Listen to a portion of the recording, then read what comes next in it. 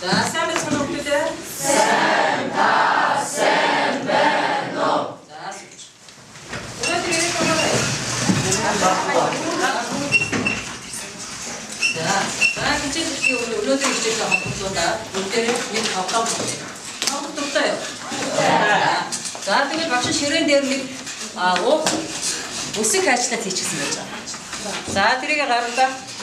시른 대로 내더라. 자, 쓰는다. 사단 하고 쓰는데 약간 그 일조제. 이 박수 시른 대로 다 두개 다 쏟다 붙어. 이런데는 나가, 높게 나가. 자, 높게 나가. 자, 여기서 바로 또 얘를 진짜 높게 나가. 혹시 더 차오.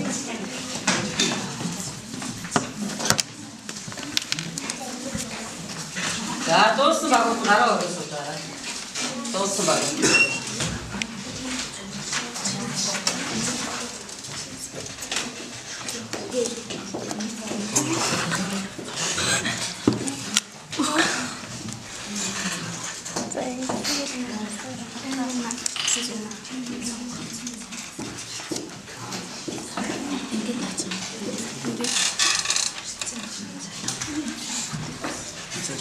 자, 토스트. 자, 토스트 하고 날아오겠어. 자, 양으로 붙이래. 김치. 자, 김치. 자, 혹시 사물 때 김치. 자, 김치. 자, 하나밖에 안 먹어. 개ጥ으로 기르고 가. 그러면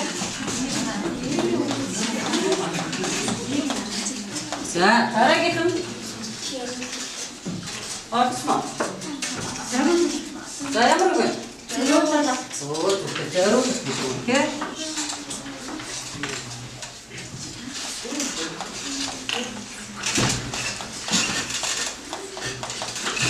자, 저로. 자, 다르게.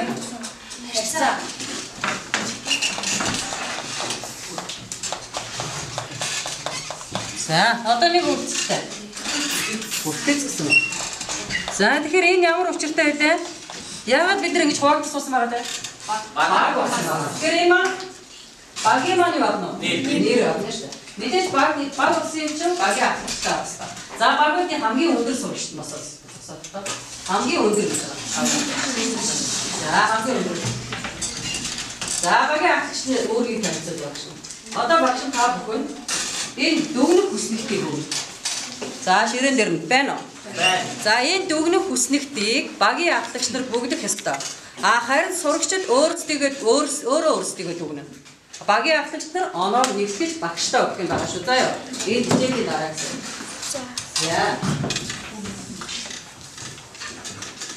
За, одоо бүгдээрээ өнөөдрийн хичээлийн сэдвийг тодорхойлъё. За, үүнийг тул багшны энэ самбар дээр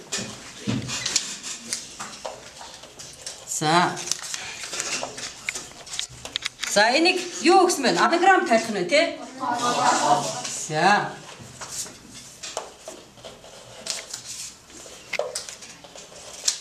За, би энэ тэндээс нь эргүүлээд дээ. За, энэ бол дараа байж тийм ээ? За, энийг зөв дараалт оруулчих. Энийг энд аваад гэнэ. За, өнөөдрийн хичээлийн сэдв юу вэ? Он байд гэсэн сэдв байх нь шүү. За, дэвтрээ нэгээд дэвтэр дээрээ өнөөдрийн он дараад хичээл. Он байд.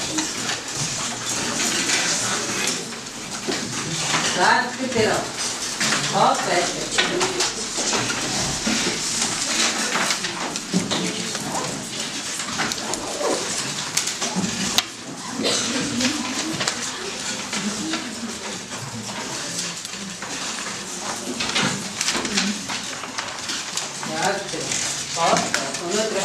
On sarı kere çıkartacağız.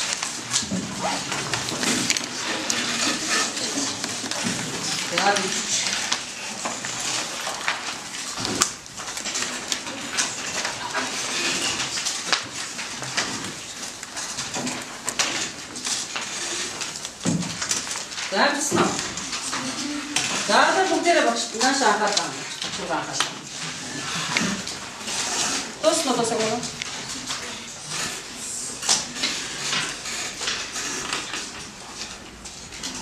За мэдэр дуусгаж та.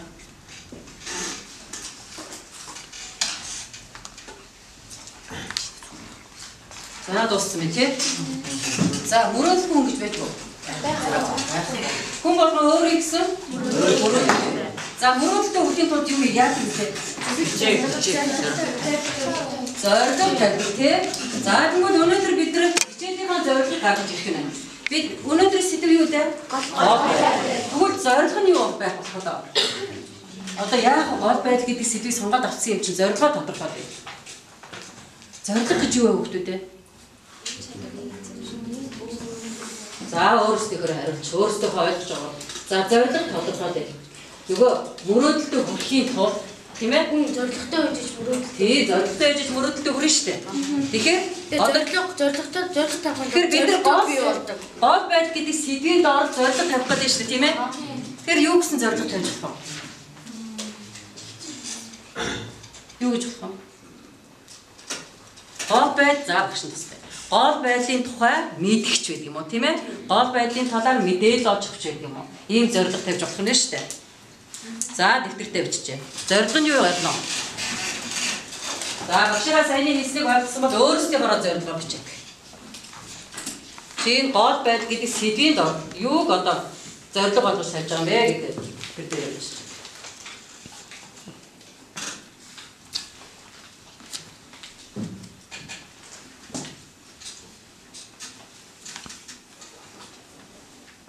За одоо зорилгоо тавьчихаар бид зорилготой хүрэхийн тулд яах вэ? Зорилго дэвшүүлнэ тий. За нэг 3 зорилго дэвшүүлэхэд оролдоод үзье. За эхлээд яах вэ? Одоо нэг зорилгоо биелүүлэхийн тулд чиглэл зорилго дэвшүүлж штэ тийм ээ. Арга замаа тодорхойлж ирсэн үг штэ. Би энэ зорилготой хүрэхийн тулд эхлээд ингэ дараа нь ингэ. Ингэсний үр дүнд би зорилготой үр дүн тэндээс харагдана штэ. За эхлээд юу хийх зүгээр вэ? Гол байдал гэдэг сэдвийн дор бид гол байдлыг мэдэх зорилго тавьчлаа шүү дээ тийм. Энэ гол байдлыг зүйтэй ажиглах. За бичих. Зорилгыг ажиглах. Судлах тийм ээ. Ажиглах, судлах, судаа бид нар яг ажиглаж судлаа тэндээс юуг олж авах вэ? Мэдээллийг олж авах нэ тийм үү? Мэдээллийг олж авах. За ямар мэдээлэл байж болох вэ гэхээр нөгөө гол байдал гэж юу юм бэ гэсэн тодорхойлтыг гаргаж ирэх болно шүү дээ тийм. За нэг юм ахам юу ойлголцсон бэ? Ажиглаж судалгаа хийж тэндээс мэдээллийг олж авах тийм ээ. За хоёр нь юу гэж боо? Одоо нэгэнт гол байдал гэж юу вэ гэсэн тодорхойлтыг бид нар энэ дээр гаргаад ирж байгаа чинь дараа нь юу гэж боо? Туршилт хий тийм. Зүйтэй. Туршилт хий. Одоо нөгөө гол байдлаа зурж үзье. Чадж гэнэ үгүй юу гэдгээ тийм ээ. За ингээд туршилт хийж үзье. За бичээд явна шүү дээ тийм ээ бичээд. Хичээлийн дараа хичээлийн төгсөд хэдүүлээ яг энэ зорилготой хүрч чадчихгүй юу гэдэг дүгнж үзнэ. За гурав нь юу хийж болох вэ? баттгаж дүгнэ. Их сайн байна. Баттгаж дүгнэ. За гурав нь баттгаж дүгнээ өөрийн болгож авах нь шүү дээ тийм ээ. За ингэж чадж гэнэ гэдэг маань чи яаж зорилготой хүрч чадж гэнэ үү? Чадж гэнэ тийм ээ. За надад зорилготой бичээд авч. Тэр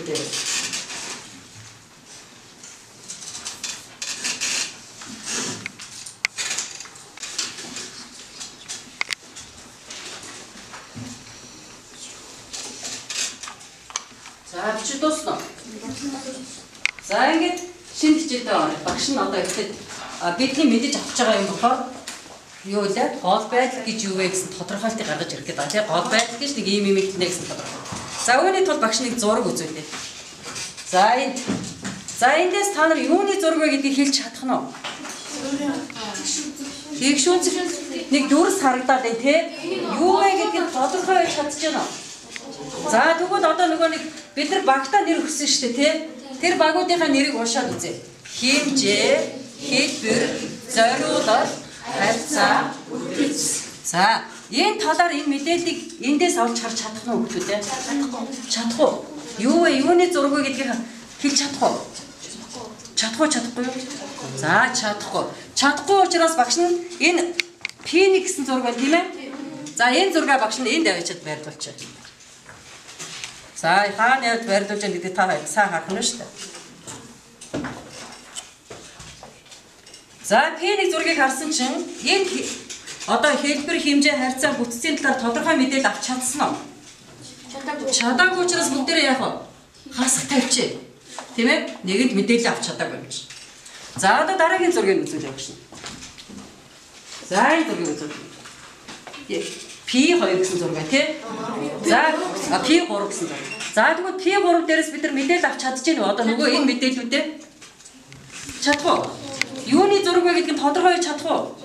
Чадахгүй. Бас нөгөө мэдээллүүдээ олж авч чадчихэв нөө. Чадахгүй. Тэгэхээр яг одоо P3 дээрээ бүгдээрээ хасах тавь. Нэг л олж авч чадаагүй гэж. Тэгэхээр би энийг хаана авч байрлуулах вэ гэхээр за энэ авч байрлуулж.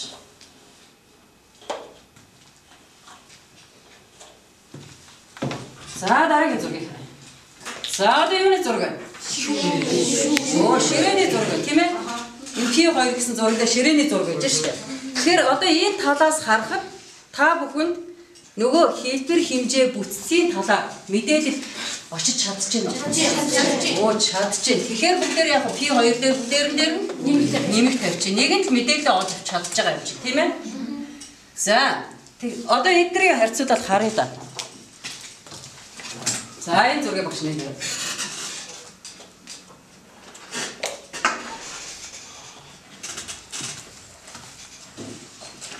За эндээс бүгдээр гол байдал гэдгийг тодорхойлж гаргах гэдэг оролдоод үзье.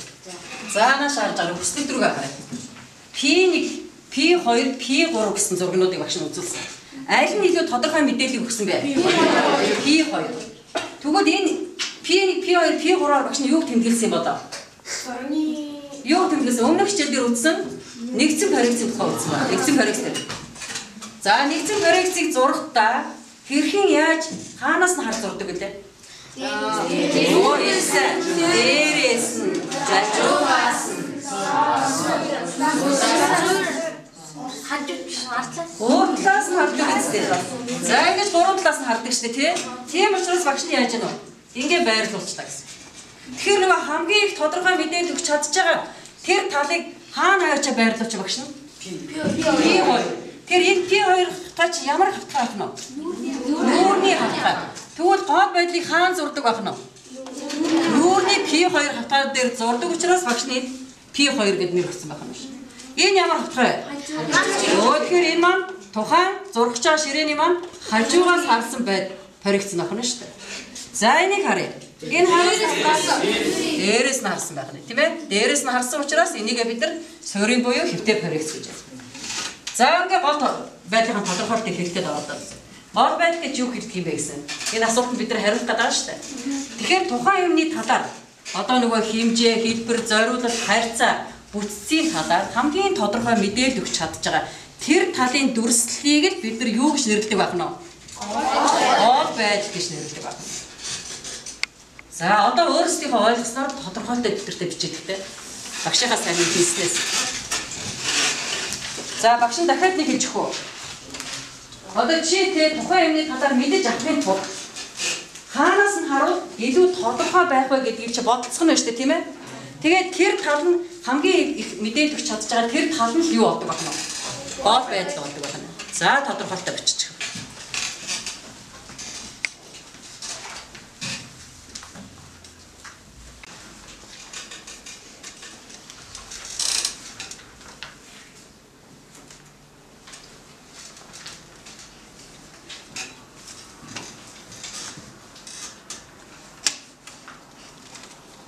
За өөрсдийнхөө ойлгосноор бичиж штэ тийм ээ.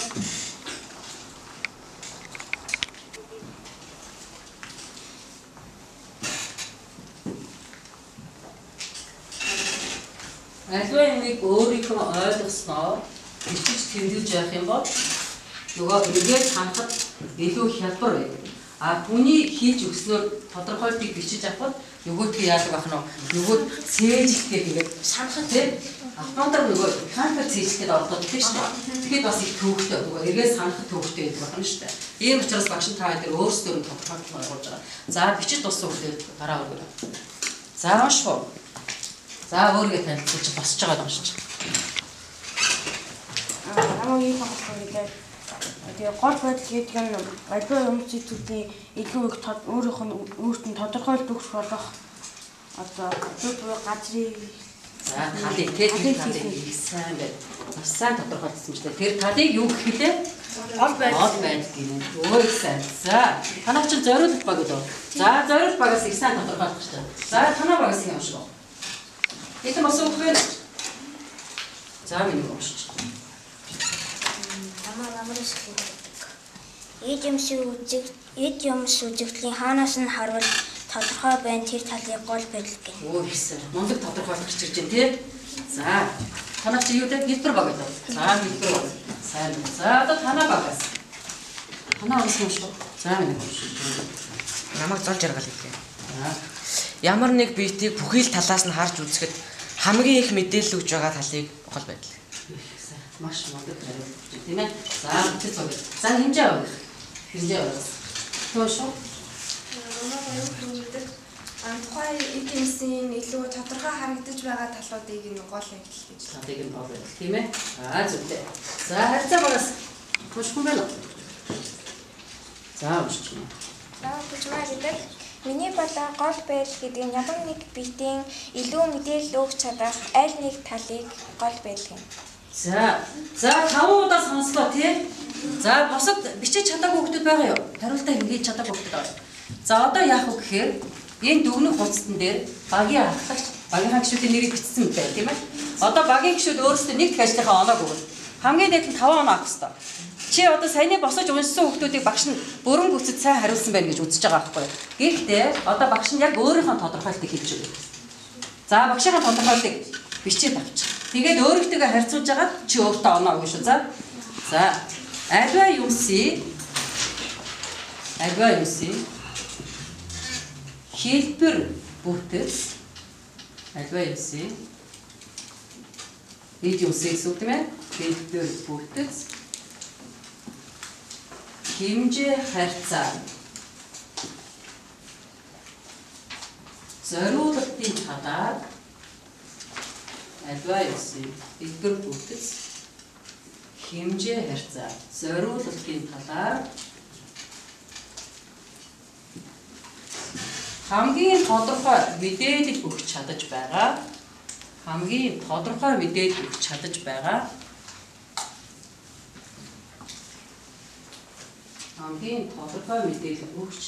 байгаа тэр талын дүрслэлийг гол байдал гинэ. Хамгийн тодорхой мэдээлэл өгч чадаж байгаа тэр талын дүрслэлийг гол байдал. За бичээ дуусна. Дууссан хүмүүс үзгээд тавьж. За багшийн тодорхойлтыг өөрийнхөө тодорхойлтыг авцуулаад юм шаардлагатай.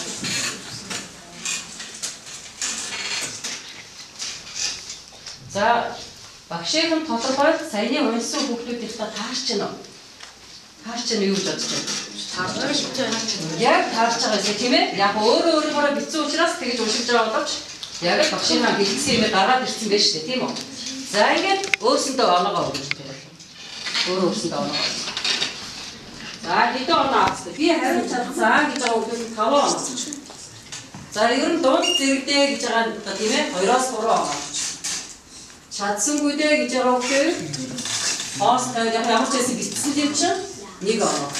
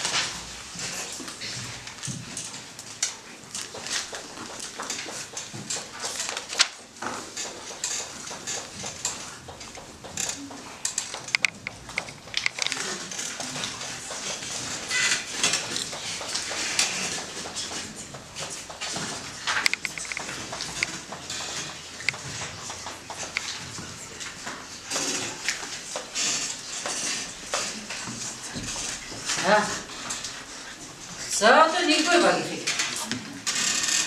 За танаас ихтэй нэгдүгээр баг. Эхний даатгал дээр нийт хэдэн оноо авсан бэ? 27. За 27 оноо. Хоёрдугаар баг. Нэгтгэж авчих шүү дээ оноогоо тий. Нийт хүүхдүүдийн оноог хооронд нээж. Хэд вэ? 19 оноо. Хэдэн оноо авах ёстой вэ? 30 оноо авах ёстой. За 3-р баг. За 27. 4-р баг. Цаашдаа баг. Багийн авчих чинь бидээ 28. За 5-р баг. 22. За нийлээд хэдэн оноо авах ёстой вэ? 350 150 оноо нийт бүх багийн оноо тийм ээ 150 оноо авахаас хэдэн оноо авчих вэ? Нэмийг өгөөрэй. За хэд вэ? 1 2 3 4 80 тийм үү? За 90. За 90 гэдэг чинь 104 100 хэд вэ? 123 юм уу? 104 юм чинь 9-ийг нэмнэ шүү. 19. Гэш 19 оруулаг байгаа тий. За 123. За ямар ч байсан нэгдүгээр ажил дээр бид нар 150-аас 123 оноо авах. Тийм ээ? За ингээд хоёр дахь ажил байгаа. Одоо бид юу хийж вэ? Туршилт хийх. За багш та бүхэнд энэ бит тарааж яг хийж байгаа. За энэ битүүдийг за нэг юм битүүд хараад байна шээ. За энэ битүүдийг яг багаараа ярилцаад аль тал нь гол байдлыг тэрийг тодорхойлж за нэгдэж тодорхойлсноогоо багш нэг туршилт хийх цаас өгсөн байгаа нэг R4 цаас өгсөн байна. Энэ дээр заанаас харахаараа өгдөө. Энэ цаас дээр өгсөн байна. Багаараа нэг чиглэнэ туршилтаа тийм.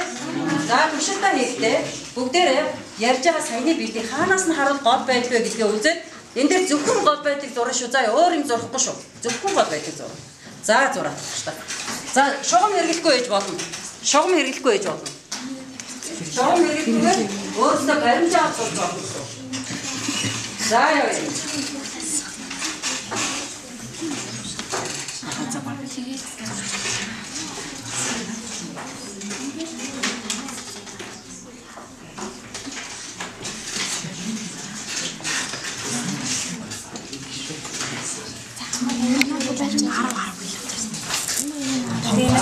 Кадраад байгаа чинь нэг баг чинь гол байдал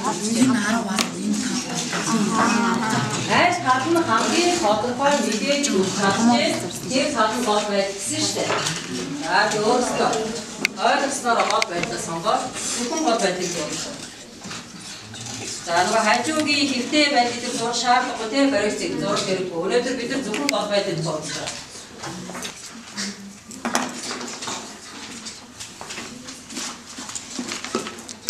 Анаас хасан гол байлээ гэдэг. За яг болсон байна. За энэ дээр ихтгэл баг зориулт баг явах гэж. Зориулт баг. За самар дээр авчи байр баг шүү. За багш дээр. Зориулт гэхэд нэрээ биччих.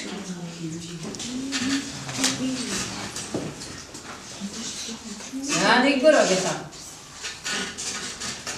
Туршилтыг ингэж хийсэн байна. Туршилтын үр дүн мэдсэн байна. За нэгдүгээр баг хийсэн. Өөрөөр хэлбэл за нэгдүгээр баг. За засгүй үнийг хараацгүй те өөрөөсөө зурснаар байж шүү.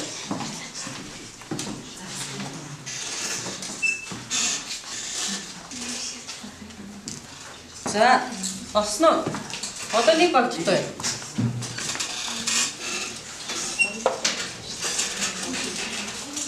За хоёр дахь багийн оноод ерөөсө бүх гişүүд дээр тавигдсан тийм ээ?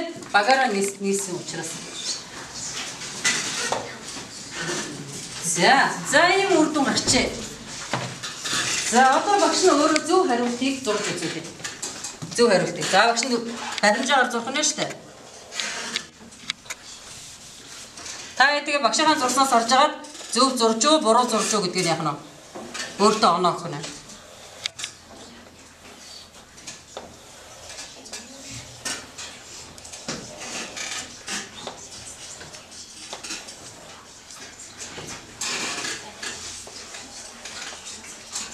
За зөв хариулт нь энэ одоо хүүхдүүд ээ. Зөв хариулт.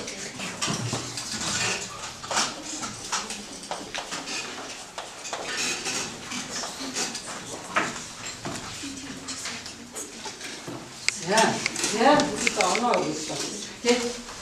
За хамгийн зөв дурсан баг нь аль баг вэ нөө? Ашигта таарч байгаа баг аль баг вэ нөө?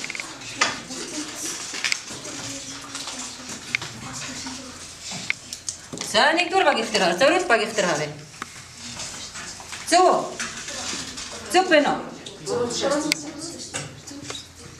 За багш нь энэ дээр энэ багшийнхаа зурсан зургийг харахад хаашаа харсан байх гэдгийг харах юм шүү дээ. Зөв хариу нь хаашаа харсан байна. За та нар хаашаа харсан байна уу? Баруун тийшээ харсан байна. Баруун тийшээ.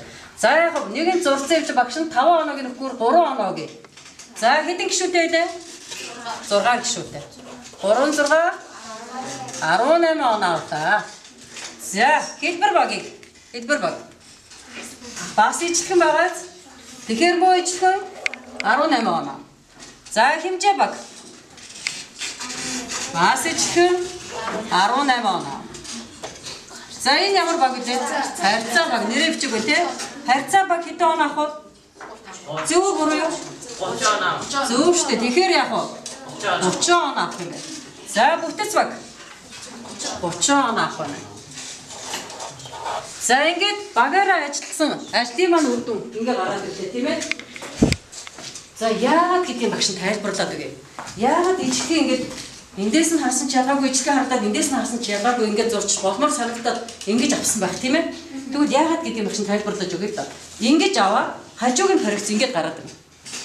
Тийм ээ. Бид нар хажуугийн проекцийг ингээд зурдаг шүү дээ. Тэгэхээр энэ ховл өөрлөж харж явах хэрэгтэй байдаг байхгүй.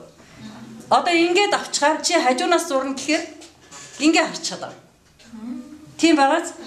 Тэгэхээр хамгийн гол юм нь юу авах гэхээр гол байдлаар зөв сонгож зурч сурах хэрэгтэй байна.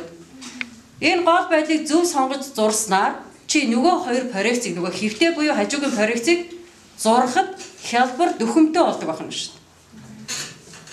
Ойлгосноо? За тэгэхээр одоо ямар ч байсан ингээд сонгосон баг бол сайн гүйцэтгсэн байна гэсэн. За ойлгож авсан уу? За оноо тавьж явчих. За бүтэц баг. Багш хэлбэр өгнө дээ. Багштай туслах. За багштай гарал. За энэ зургуудыг аваад бариад. За хоёул оноо тавьж. За нэгдүгээр баг тавьчих. За нэгдүгээр зориулт баг. 18 оноо авсан байна. За дараагийнх нь. Хэмжээ баг. Хэмжээ баг чи хэдэх юм бэ? Хаана хэмжээ? Дөрөвт баг. За дөрөвт баг 18 оноо авсан байна. За хэлбэр баг хэдэх баг вэ? Хоёрт баг 18 оноо авчээ. За дараа бүтэц баг 30 оноо. 3 баг тий 30 оноо. За мэдээж 5 баг 30 оноо. За одоо бодороо миний өгтөд. Нэг хэдэн оноо авах хэрэгтэй лээ? Бас 150 авах хэрэгтэй тийм үү? За нэмчи. Хэд вэ? За 60 90 100 Энэ арга ингэ штэ. 30 те 60 тийм үү? Энэ дээр энийг нэмэх хэд вэ?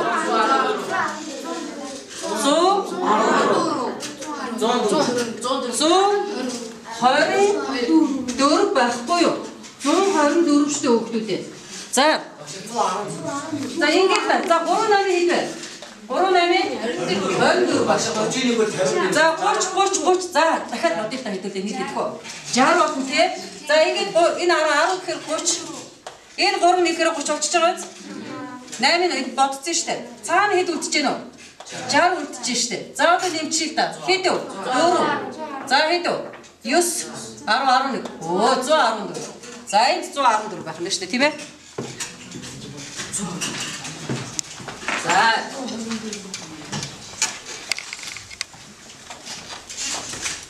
За энэ хэдэн оноо байлаа?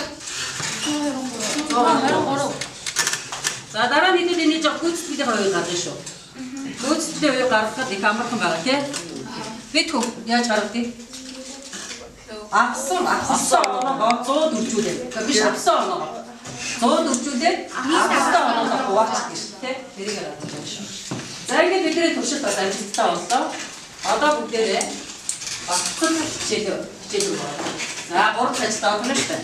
За үүний тул багш нь энэ зургнуудыг байрлуулж самар гэр.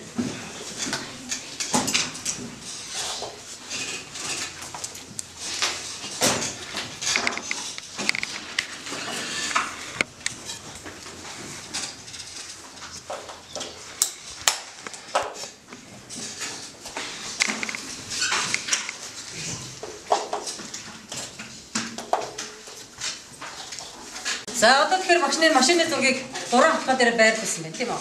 За энэ зөв байрлуулсан байна уу? Буруу байрлуулсан байна уу? Буруу. За юуг нь буруу гэж үзэж байна? Нөө бидний яриад байгаа гол байдал гэдэг чинь аль хаана харагдаж байна?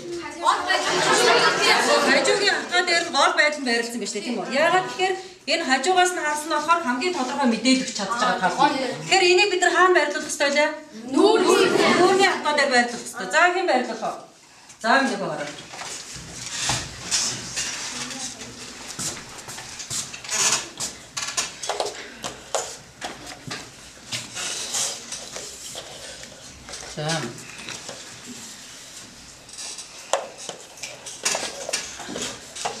За зөв. Сандаг байна уу? За тэгэхээр машины хажуунаас нь харсан нь гол байдал болдог байна шүү дээ. Тийм ээ. Тэгэхээр юу болгон зөвхөн урдлаас нь харсан гол байдал байдаг байна уу?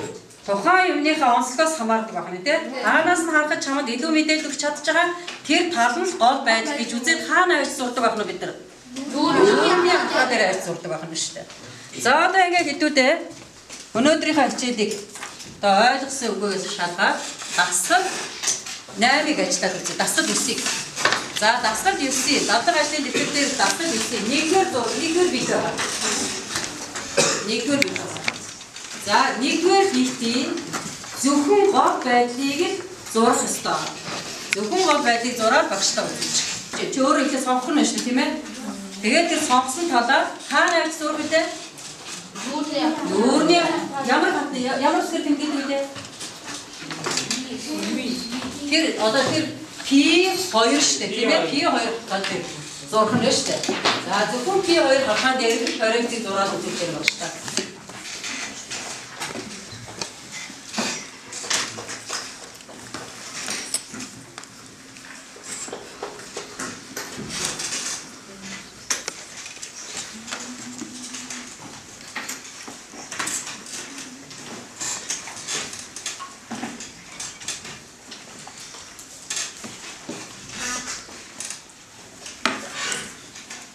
За зөвхөн гол байдлыг зурна тийм.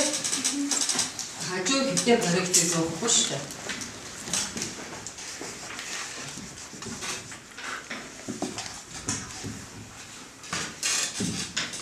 Ой сайн байна. Зай бодтой ажиллаж шүү дээ. Аа сайн байна. Яжина.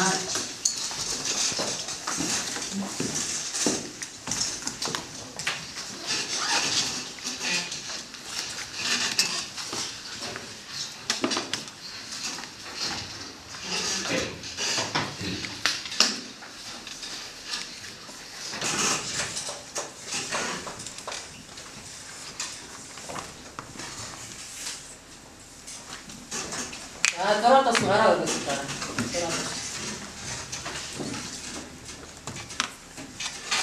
За. Өнөө хэмжээ өгөөс 3 зурсан байна. Хэлбэр багаас хэд үү? 5. За зориулт багаас 4-удаа зурсан байна тийм. За хэмжээ өгөөс нэрчээ. Хацаа. Туссан. Ой их 2. За 2 зурсан байна.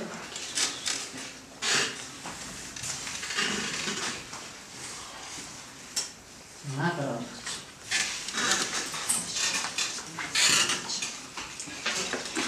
Миний бодлоор энэ гол байдлаас юм аа гэж бодчих юм байна. Сураад үзүүлсэн байна. За энэ зөвхөн самар дээр зөв хариугийн зурхав зурж үзүүлэх үү? Даавтхан цэцэг байна. За шухаа. Шугам хэрэгж болно. Гэхгүй байсан ч болно. Шугамаа хоо.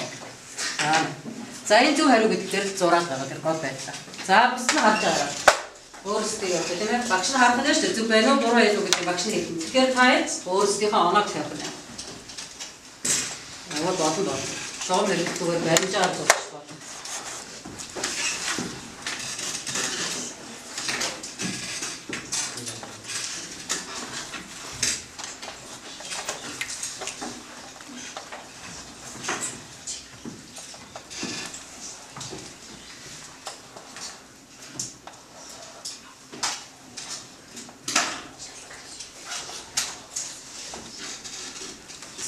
За болно. За сүч. За харъя. Бидний нөгөө яриад байгаа гол байдал чинь харагдаж байна уу? За зөв хариу харъя бүгдээрээ. За харж зөв үү? Зөв. Хэлбэр бол яг гарч ирч чадсан байна уу? Чадсан байна тийм ээ. За одоо ингэж зурсан хүүхдэд өөрсөндөө 5 оноо тавьчих. Нөгөө хүслэгтэн дээр 5 оноо тавиа. За тэгээд нийлбэрээ багштай хэлээрэй. За бид нэр 3 ажил штэ тийм ээ.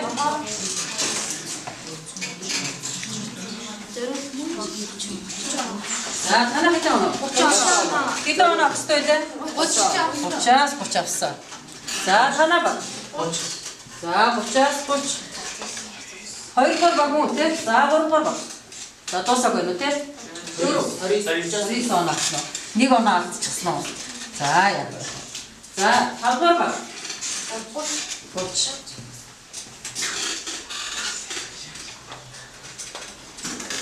За дөрөвдүгээр бид өгч байна. 29 байна уу?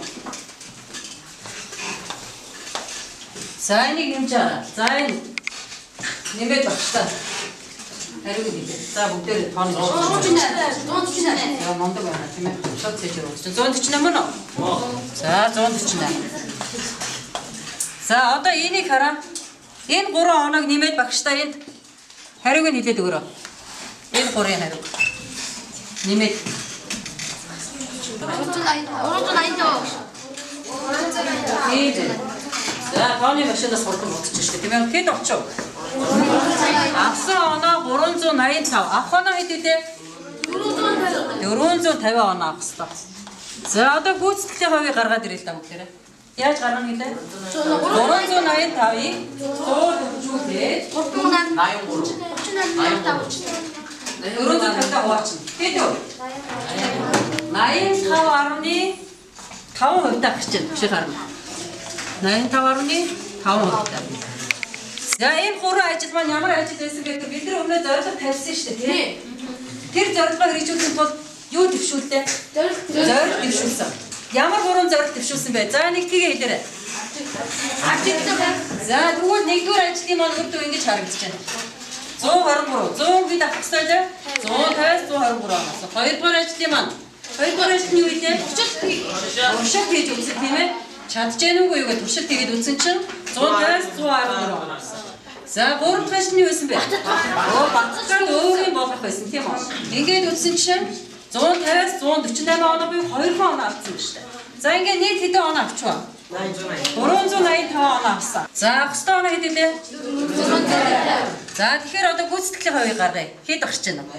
85.5% гарсан байна. Тэгэхээр өнөөдөр бид нар зорилгодоо хүрч чадчихв. Чадсан уу?